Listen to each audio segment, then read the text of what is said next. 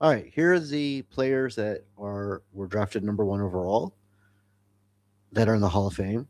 Quarterbacks: Terry Bradshaw, John Elway, Troy Aikman, Peyton Manning, Steve Young, and Joe Namath, which, as I mentioned overall, he was actually 12th in the NFL draft, but in the AFL, which is the division, the conference or league he played in, he was the first overall.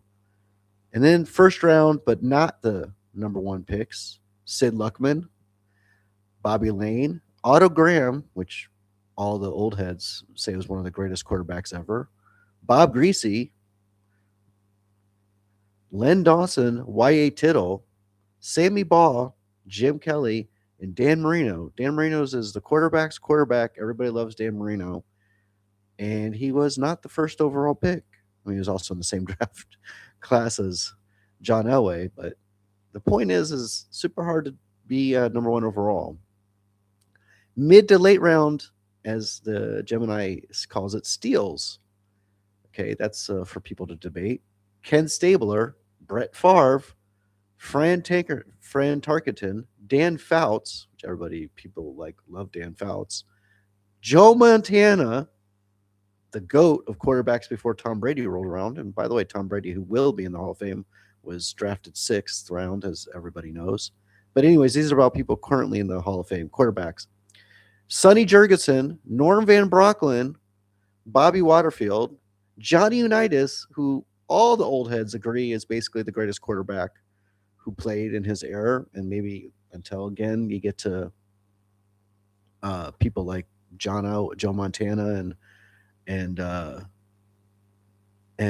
Tom Brady. People loved Johnny Unitas, and he was not taken first overall. He was in the ninth round. Okay, anyway, Roger Staubach, 10th round. I'm not going to read it. Okay.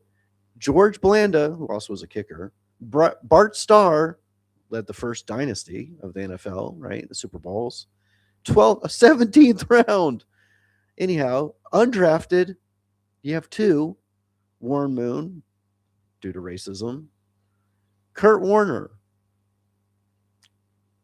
So you have 8 number one overall picks, non number one picks, 18. Okay, nearly 70% of Hall of Fame quarterbacks were not the number one overall picked. More than half, roughly 54%, were not even top 10 picks. Value of the third round: Tarkenton and Fouts. 3 of the most prolific passers in history were taken third round. Bart Starr remains the lowest drafted quarterback to ever make the Hall of Fame. And these are things that you just can't measure.